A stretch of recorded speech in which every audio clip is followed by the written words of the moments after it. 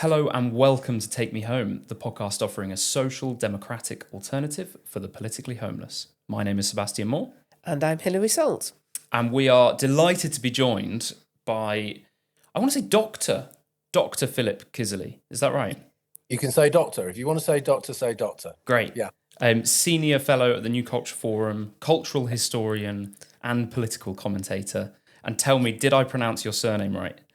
You did. It's kind of I'm not that fussy about it because over the 53 years of my life, I've learned not to be, because there's just no alternative. I'd go Gaga if I was. So yeah, Kiszely is perfectly fine. Yeah, well done. Thank you. And tell us, where does that come from, Kiszely? What?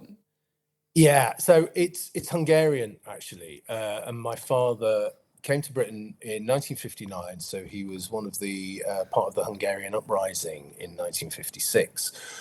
Came out of the country. It's quite James Bondian actually. Jumped off a moving train and actually came out of the country under hay bales in a horse and cart, and then was a refugee in Rome for 3 years, and then came over to Britain in 1959 because his brother had been repatriated in Britain immediately after the war. His brother was quite a lot older than him, and my father came to live in Manchester. Lived in Bury and worked in the mills there before he started his own business. So yeah, so it's Hungarian via Bury, and now I'm in West Yorkshire. So we've already interviewed Stephen Ballog on the podcast, so we're going to have to keep this Hungarian theme going. Well, he's more Hungarian than me because both his parents are Hungarian. It's just my father and my mother's English. So yeah. So tell us, because we were talking just before we started recording about the verdict this morning by the Supreme Court on what a woman is. Are you enlightened as to find out what a woman is? Well, thank God we've got the Supreme Court, So we have these very, very complex, tricky issues explained to us massively. Shock horror, men aren't women. It's amazing, isn't it? I can't believe that we're so stupid as a society that we're in this situation where we've had to have this explained to us. It seems that we went bonkers sometime around about 2015, and I think it went on steroids during and after lockdown. I think for some probably very specific reasons. A lot of men started thinking that they were women after that. I think they were just stuck with a lot of pornography for about 12 months. But it goes further back, the advent of identity politics really kicking in around about 2012, 2013, and then everybody becoming obsessed with activism. So it starts with Me Too, then it's BLM, then everybody's locked down, everybody goes crazy, then it's trans, then it's green stuff, and now it's Hamas, for God's sake. So it's just all part, for me, it's all part of the same thing. And trans is just one iteration of all that craziness, as far as I'm concerned. But at least we're told that men are men and women are women now. Hey, great. That was a brief history of the 2000s, Yeah. wasn't it, in a very rapid sprint.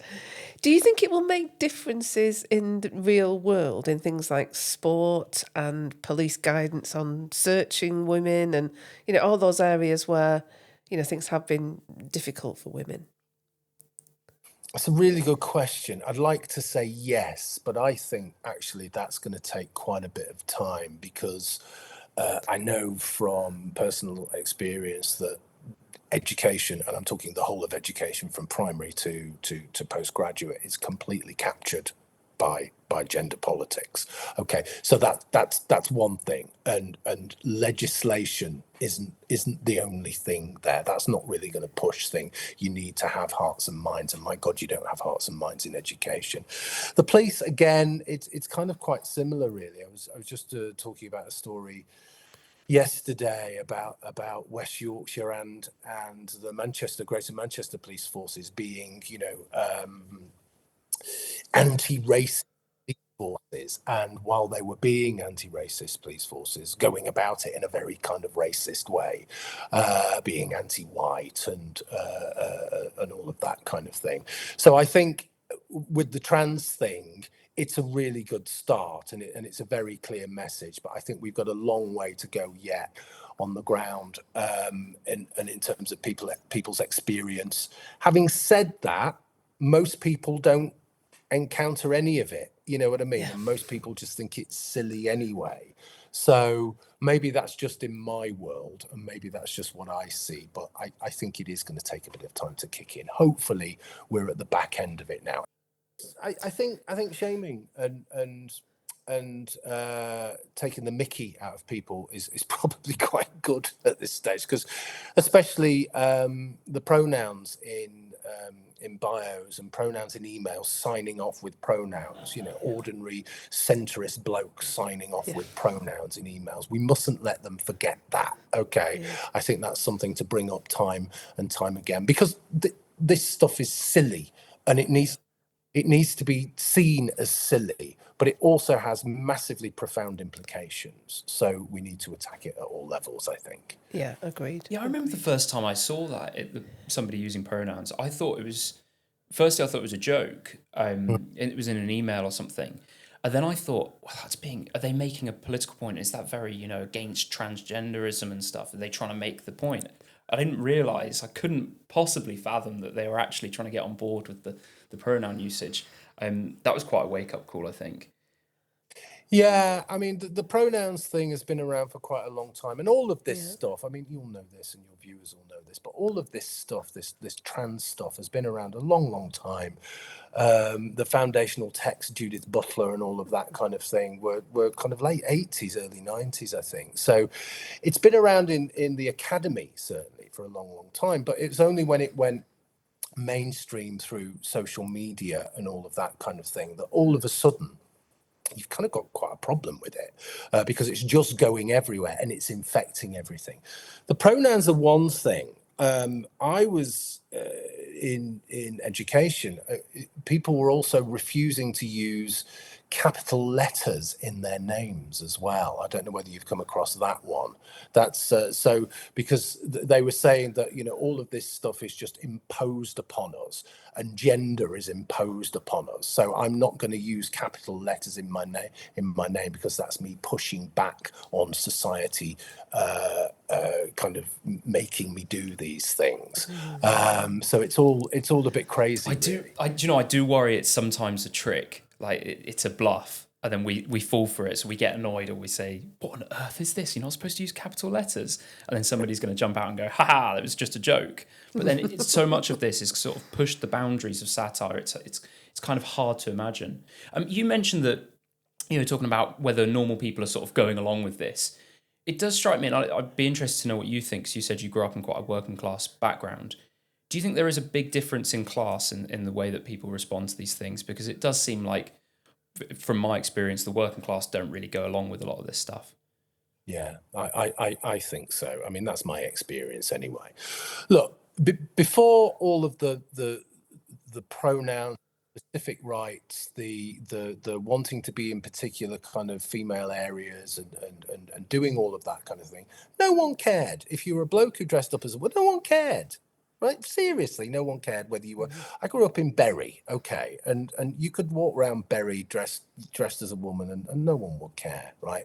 It was only when it became aggressive and it became overtly misogynistic, and it became something more. It wasn't just about a fetish that ultimately was harmless and was just about you. It was about something else, and it was ideological, and it was all of those things. That's when it really kicked in. But I think, yeah, for most working class people, look, most people are concerned about paying the mortgage or working for a living, bringing up children. So that's probably when it concerns them in terms of their children. But the rest of the time, they're not interested. It is a chattering class thing. It's a luxury belief. It's people who've got too much time on their hands and too much money and take themselves too seriously. That's the kind of thing, And so, Yeah, it's good to push back on this stuff because I think it represents something else as well. I think it represents a kind of snobbery, a cultural snobbery. If you're on side with us, that means you're clever. That means you're well read. That means you're sophisticated. No, it doesn't. It just means you're gullible, right? That's all it means. So all of those things, it's all bundled together, I think, and a lot of it is really distasteful as well as being silly. So that's why I say before, we do have to push back on these things for both of those reasons. Yeah. So you're a cultural historian. Yeah. What aspects of British culture are you proud of? That's a really good question,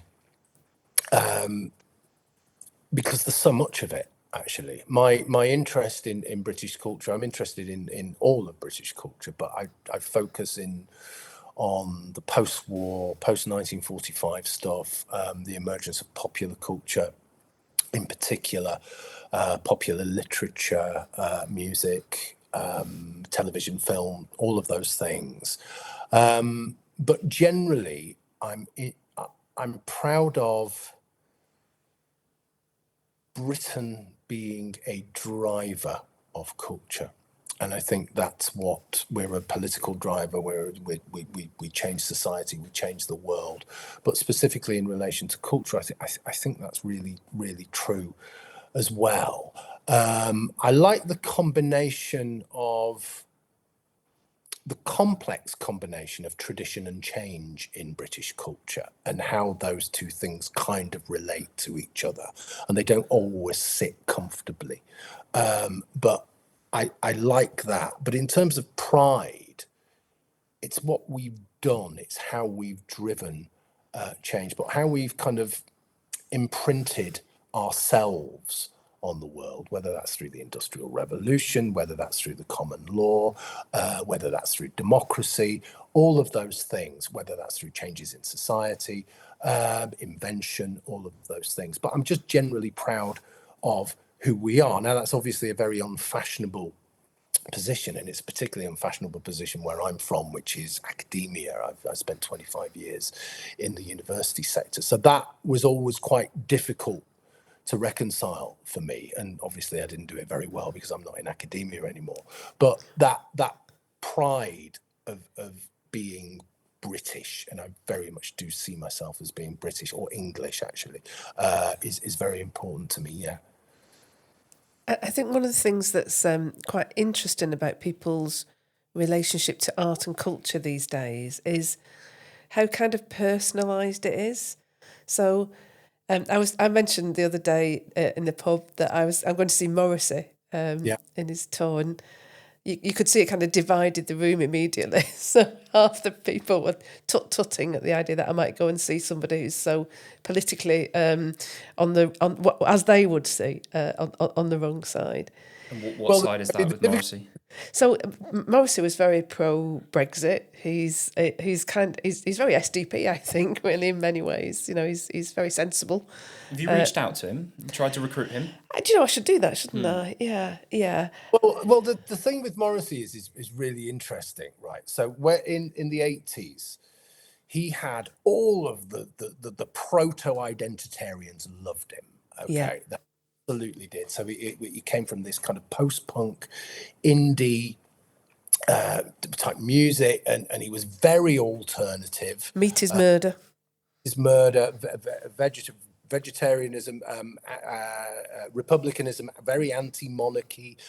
He was very androgynous. He kind of pretty much confessed to every kind of social ill in the book, and he cultivated this kind of very awkward but arrogant persona, and all of the people who proto-identitarians, Hilary, I think I'd say that, they absolutely adored him. But it was obvious to me right from the get-go that one, he was very patriotic. Okay. Two, he was actually quite, in terms of his politics, he was quite right-leaning. Three, he didn't suffer fools. And all of us, these things started to come out, Irish blood, English heart, and some of the questionable song titles, well, they saw them as questionable. I just saw them as quite fun. And you wearing a flag of St. George or waving a Union Jack and all of this kind of thing. And everybody just went into meltdown about it, right? Because they felt as though they'd been betrayed. That was why he had such a massive impact. That and his massive talent as well.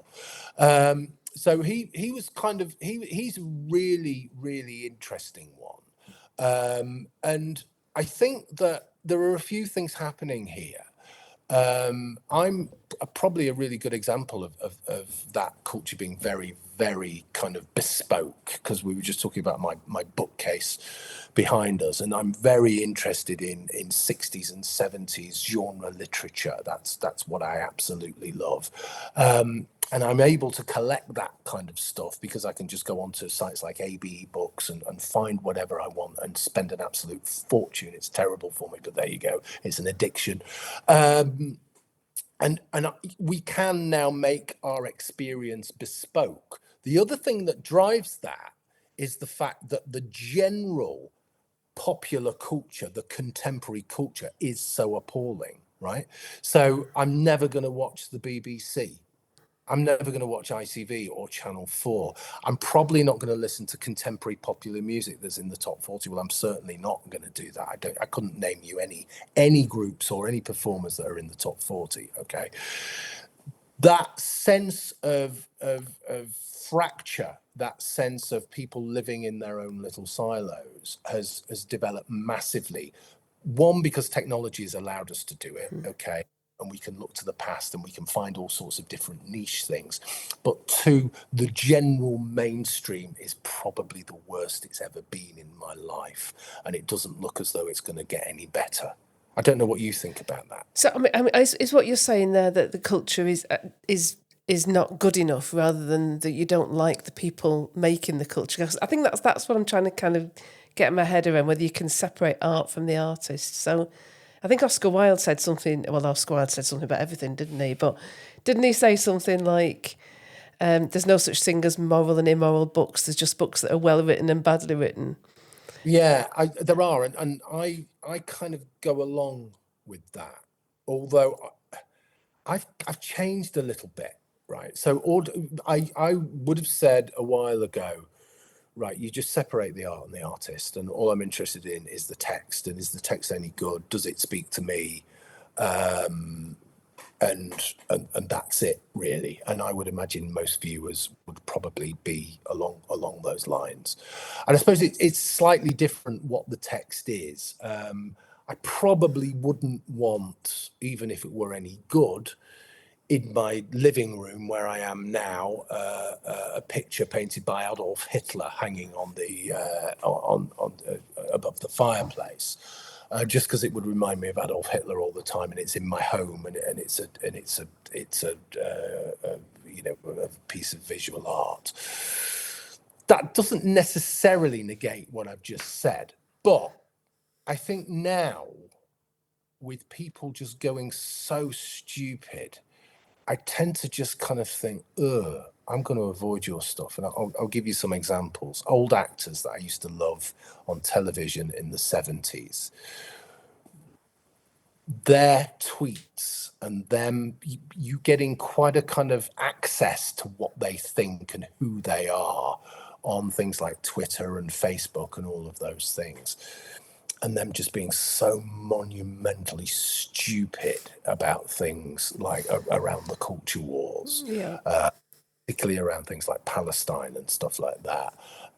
I do tend to think now, and I'm not saying it's right, but I do tend to think now, oh God, I'm just not going to watch the stuff you're in anymore because I see you. But that again is slightly different. That isn't a text. That isn't a book. That's seeing them. Right? Yeah. Look, no matter what they're doing, whoever they're playing, you're looking at them and thinking, oh God, yeah, you said this. So yeah, it's become slightly more complex for me now. And I'm not sure I'm that comfortable with it, actually, but it's just the way it is. I'm just being honest. You know what I mean? Do you think one of the problems is the way that we get information nowadays, and the fact that, 30, 40 years ago, you wouldn't know what these actors thought about these political issues. You'd just be watching them and things, and then you switch off the TV and that would be it. And one of the problems seems to be that you're constantly exposed to the political views of people that probably aren't in a position to really speak about these things. Yeah, that's it. That absolutely nails it.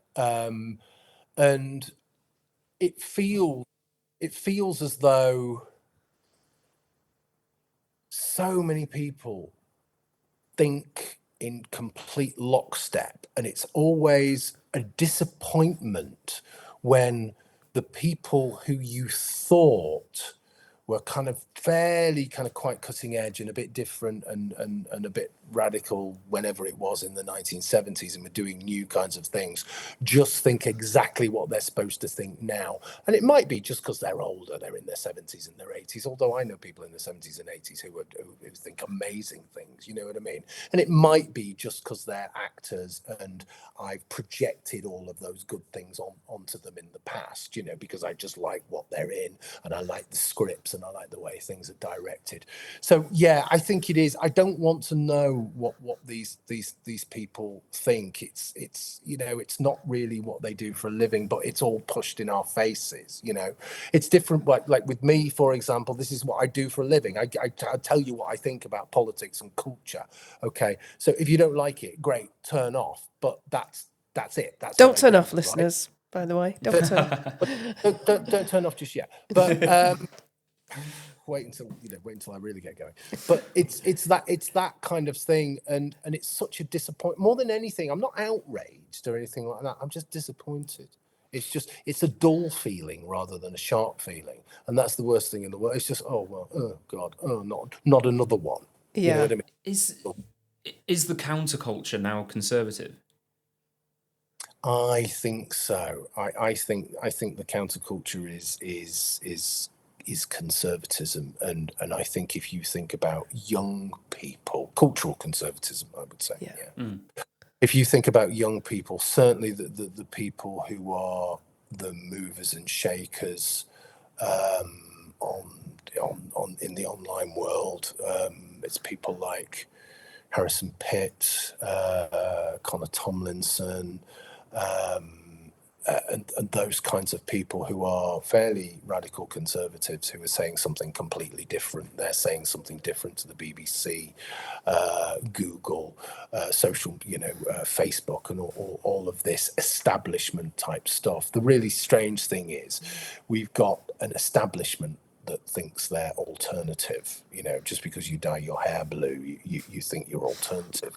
But if you're saying exactly the same thing as all the universities, you know, all of the mainstream media, all of the tech giants in Silicon Valley, you're really not alternative. You are the new establishment. And I think it's interesting that this new conservatism, well, it's not new, is it? But this conservatism, which is much more culture-based, which is much more literate, I think. I mean, there's always been literate conservatism, but it's different to kind of Thatcherism, for example, right? All of this kind of stuff is pushing forward and is making a change. And it seems to me that the really cutting edge young people are conservatives now. And if you would have told me that when I was young in the 1980s, listening to the Smiths and Morrissey, I would have been quite surprised at that if we were looking, 30 years into the future and seeing this. Yeah. Well, young people are rebellious, aren't they? And so if they're getting told to do one thing, they're naturally going to want to rebel. That's true. Yeah. It probably leads on a little bit, Philip. Do you want to mention about your literary festival that you're organising? I do. My God. We're doing this festival. So it's on the 23rd and 24th of May. It's New Culture Forum. And it's our first literary festival. And it's the first literature festival of its kind, I think, in this country. Because usually you've got these literary festivals where, like Hay and Oxford and all of those places, where everyone's cancelling each other like crazy. And it's all absurdly right on and woke and all of this kind of stuff. This is completely the opposite. This is like a free speech festival, and we've got some amazing people. So it's a kind of miniature festival. It's on the Friday night and all day Saturday. We've got who have we got? We've got Matt Goodwin, we've got Lionel Shriver, we've got Andrew Doyle, we've got Alison Pearson. We've got Gareth Roberts, we've got Lawrence Fox, we've got Ben Cobley, I think, who's involved with the SDP. We've got Graham Towler. We've just got lots and lots of people. So I think it's going to be a fantastic event. So if you want to go to the New Culture Forum website. If you just log on to the New Culture Forum website there, you can get tickets there. They went on sale on Monday, and they're going really quickly, so you probably need to get them quite soon. How was that? And just while we're letting you plug things, did you want to mention locals as well? NCF locals, but this is wonderful. My God, it's super. So I'm the director now of the national organizer for NCF Locals, which is essentially our grassroots movement, which lots and lots of SDP members will know about, because lots and lots of SDP members are part of Locals. And Locals is, for those people who don't know, Locals is about meeting up, having a drink, talking politics, finding like-minded people in a space where there probably isn't a huge amount of like-minded people, in a culture that isn't a huge amount of like-minded people. That's one thing. If you want to get involved with campaigning or lobbying, you can do that as well. So we're getting more and more active in doing that. The various branches all around the country, I think we've got about 30 branches around the country. All of these branches, people meet up informally, or they meet up slightly more formally, and there will be speakers that come. So William Clouston's done quite a few of these things. I'm all over the place, obviously. Lots of NCF type people are there as well, and lots of general political commentators. And people who are involved in the culture wars. So there's lots to do. It can be what you want it to be. Like I say, if you just want it to be social, it can be social.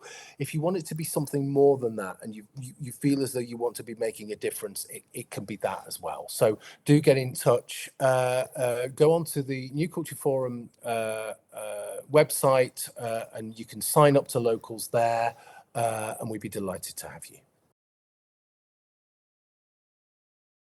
So we've done a lot of culture today, haven't we? But we've got to do Culture Club yet. Exactly.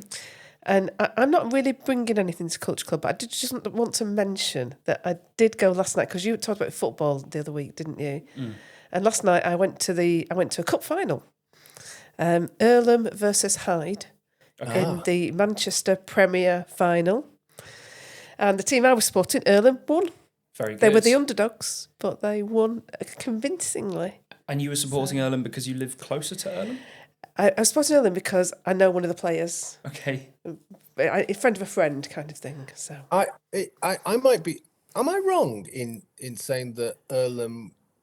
There's something about Earlham and football that is really historically important. I don't know whether it's where Manchester United first started there, or Earlham were the first team in Manchester, or the first team in. I don't know, but there's a connection, I think, with Earlham. I don't know. Sure. No, Manchester United originally started out in Newton Heath. Yeah, they were called Newton Heath. Yeah. I don't know about Earlham.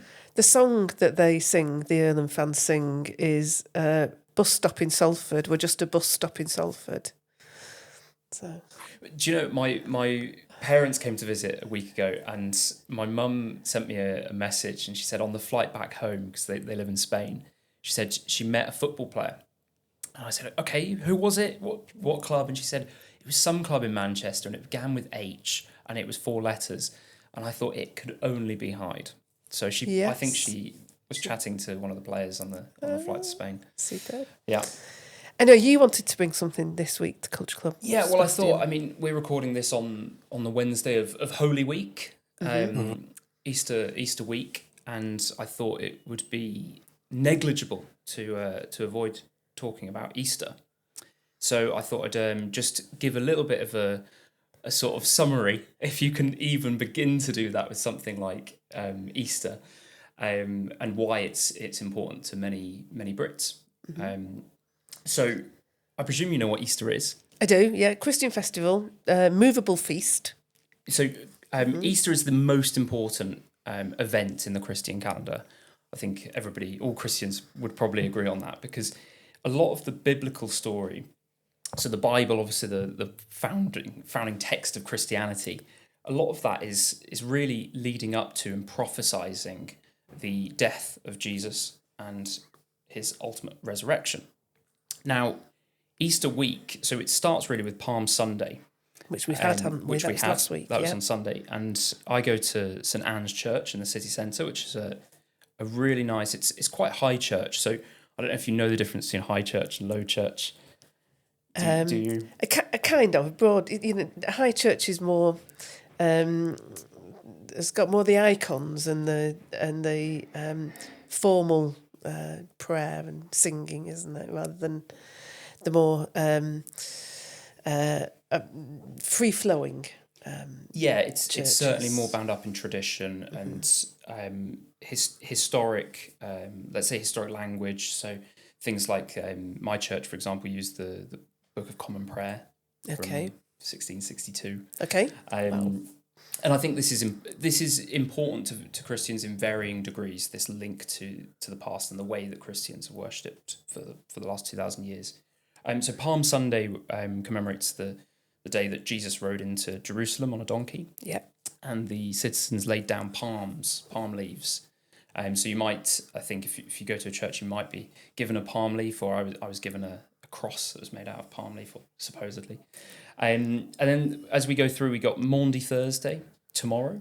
Yeah. Now, Maundy Thursday commemorates the Last Supper, where Jesus washed the feet of the disciples. So you might, if you go to a high church or a sort of a slightly more traditional church, you might actually have a chance for the priest to wash your feet, which I did last year, which makes you very uncomfortable, doesn't it? Yeah, I couldn't let anybody touch my feet in a public place. What do you think, Philip? Well, could you do that? No, I wouldn't. I'm where I live in a square here, a Georgian square, and there's a great big. I'm looking at it now. A great big 18th century church, literally just opposite my front window here, and I do go to church occasionally, not as often as I should do, but I can't imagine a scenario in which everyone's getting their feet washed in there. So just to sort of round up, we have Good Friday, which is commemorates the day that Jesus was crucified, and then Easter Sunday, which often people will have Easter eggs or some form of chocolate to represent that sort of new birth when Jesus was resurrected. Simnel cake. We'll be having simnel cake. Is that right? Yeah. I've never heard of that. What's that? You don't know what simnel cake is? No. It's a bit like a Christmas cake, Yeah. but no icing. Okay. You just have marzipan on top and then 11 balls on top to represent the disciples other than Judas. Okay. Wow. Well, Judas was replaced. Not on the simnel cake, he wasn't. So, so Good Friday is a very somber day, obviously. It's quite, I encourage anybody to go and find a service, because it's quite an interesting day to go to church. The Catholic tradition is they have the Stations of the Cross, which is the 14 stations, and it represents the 14 events that happened when Jesus was on his way to getting crucified, like him falling for the first time, and Simon of Cyrene carrying the cross, and so forth. And you might find that again in Anglican churches, and this is the kind of the weird thing, and I think it's difficult for people to understand who maybe are less are outside of Christianity, because in the UK, because Anglicanism, it doesn't follow the same tradition as the Reformation, which was the Lutherans and the Calvinists, and you'll often hear this term via media, which is a Latin phrase saying like the middle way. So it has a lot of the traditions of the Catholic Church, even though it's out of the Catholic Church. And this goes back to Henry VIII. But so you will find things like the Stations of the Cross in some Anglican churches. So I would like to read something from the Gospel of Luke. This is chapter 23. I think you might know this. Okay. And when they were come to the place which is called Calvary, there they crucified him, and the malefactors, one on the right hand and the other on the left. Then said Jesus, Father, forgive them, for they know not what they do. Is that familiar? That. Yes, I know it's that. Quite a famous Yeah. passage in Luke. So there you go. That is the Easter week. Okay. And the Easter eggs are nothing to do with Christianity, no? Yeah, the Easter egg, it's new birth, isn't it? Right, okay. Yeah. How it links. I don't know when Easter eggs kind of came into the culture. I'm not sure about that. Okay. We'd have to ask our cultural historian. Yes, what do you think? Where do Easter eggs come from? That's putting me on the spot, isn't it? One of the things that I was just thinking about while I was just listening to your conversation there was actually how little of the detail I know of Christianity. And I probably knew a little bit more when I was younger, because I did go to a C of E school, a C of E primary school. But for me, to my shame, it's fallen by the wayside a little bit. And I think a lot of people are like that.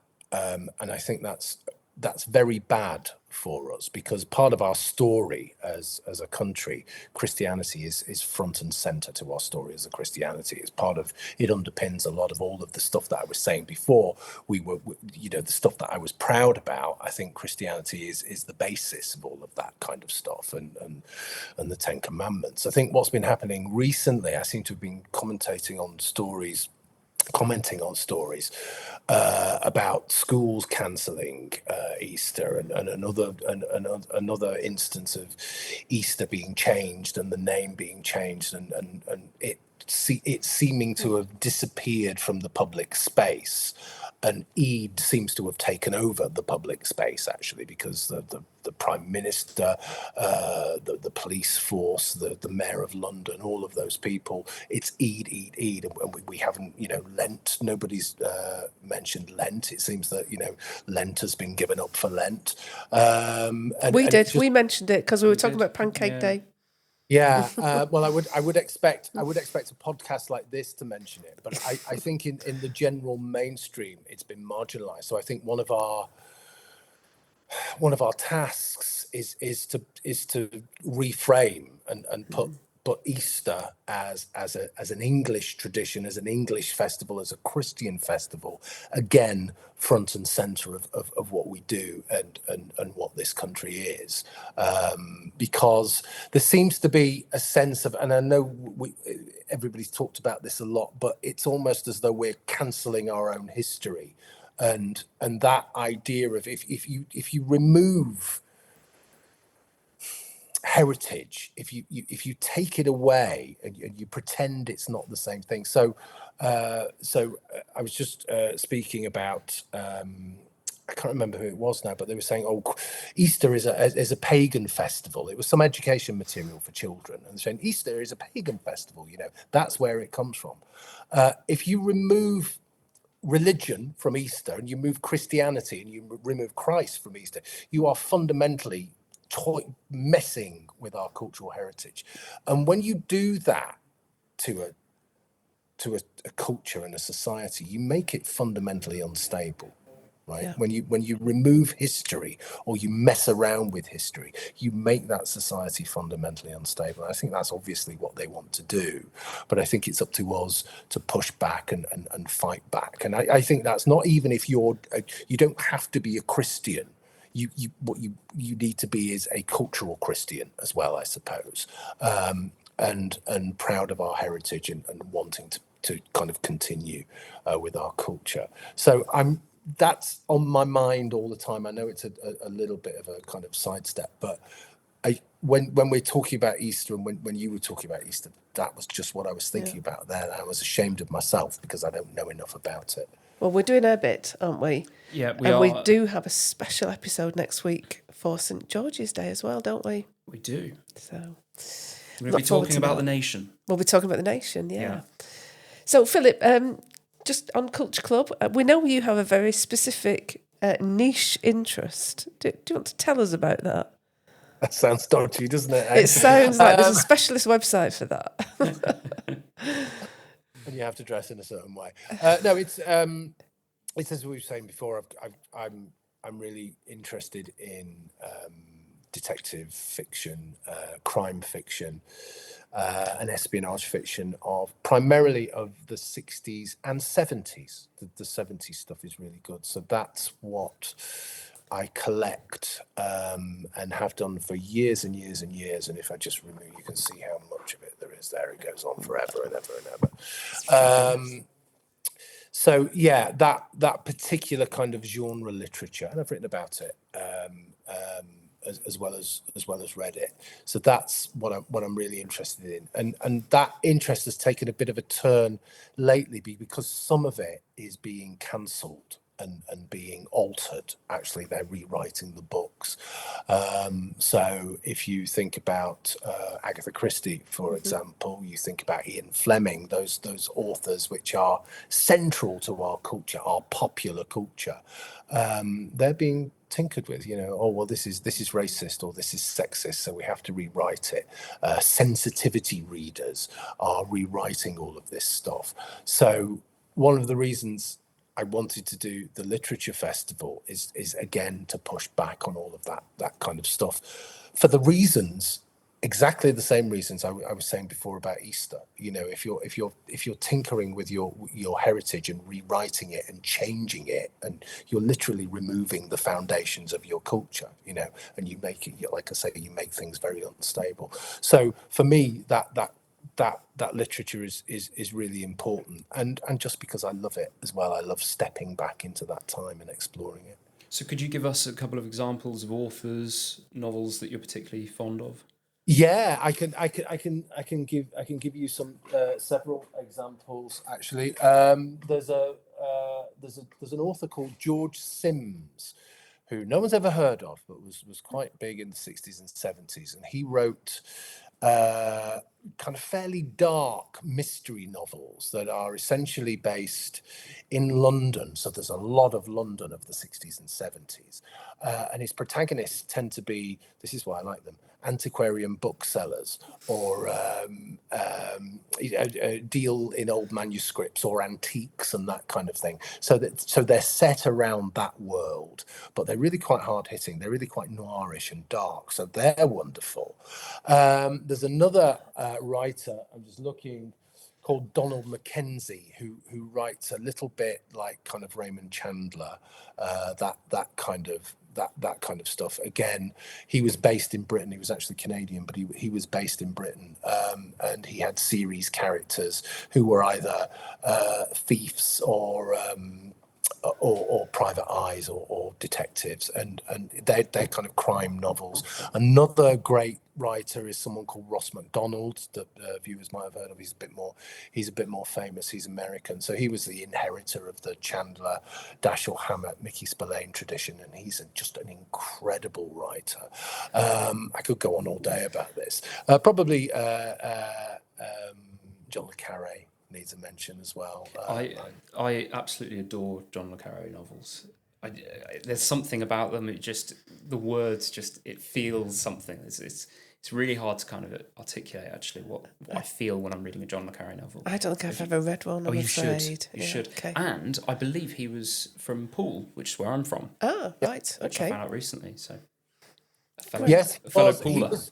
He was kind of quite an interesting character because his father was a kind of con man and did lots of time in prison, and was a kind of serial liar and habitual thief and all of that kind of stuff. So a lot of that stuff filters into his work. There's a novel called A Perfect Spy, which is essentially about the relationship between a man and his father, and it's their relationship essentially. His father was called Ronnie Cornwell, and he was like I say, a kind of a con man and a gangster. So a lot of these novels, while they're genre novels, they're actually about other things, and that's quite a really good example. Like, great literature doesn't just do what it says on the tin; it kind of does something else. And so something like Tinker Tailor Soldier Spy is not just about the espionage world. It's about the end of empire. It's about Britain changing. It's about the tough world of the 1970s and the despair and the depression around that kind of era, actually. So they can be quite profound. They don't all have to be. Some of them are. There's another set of novels I love called the Hank Janssen novels, which are just pulp novels, 190 pages of bang, bang, bang, and that's fine for me as well. But they tend to be they give you a new world, and that's what art's supposed to do. You can disappear into another world or disappear into this world and think about it differently, and I think that's what literature does for me. And I think that's one of the things we've lost. People read all the time, but they're reading texts and they're reading social media, and they're reading little sound bites. They're not or listening to little sound bites and reading bits and pieces of text. They're not sitting for a couple of hours in the evening quietly and reading novels. At least I don't think they are. Loads of people might say, well, actually I do, which is brilliant. But I get the impression that people don't do that people can't stay off their phones for more than 20 minutes. And I think that's a real shame. And I'm going to make an effort to do that over Easter. Sit down with a book for a couple of hours, turn my phone off. Good. Great. And go to a church service. Okay. Everybody listening. Okay. I'm watching this, looking at what's behind Philip, and I have a bookcase filled with books, but what I'm jealous of is that he's actually needs a ladder to get to his. I know. Isn't that cool? It's fabulous. And this is why we should be building houses with really high ceilings, so that you have to have a Yeah. ladder to get to your books. Great. Yeah, well, this is a very old house. This was built in the 1790s, so it's got a hugely high ceiling. It's nearly 4 meters high. So, the only thing is, I just have to, if I come home half cut on a Friday night, I have to stay off the ladder. Yeah. We'll have to put that in the manifesto. That'll be another thing we can Ladders. pitch for. Yeah. Lidos, ladders, And crown green and bowling. crown green bowling greens. Yeah. Great architecture. That's what it. Yeah. Absolutely. Well, thanks so much for coming on, Philip. That was really interesting, and it makes me want to go away and really invest more in British culture, which I hope people listening feel as well. Yes, thanks, Philip. Thanks for joining us. It's been really interesting. It's been an absolute pleasure. Thanks very much indeed. Okay. So, as always, people, please do follow the show, subscribe, like it, recommend it to your friends, and we will see you next week. Thanks for listening. Happy Easter.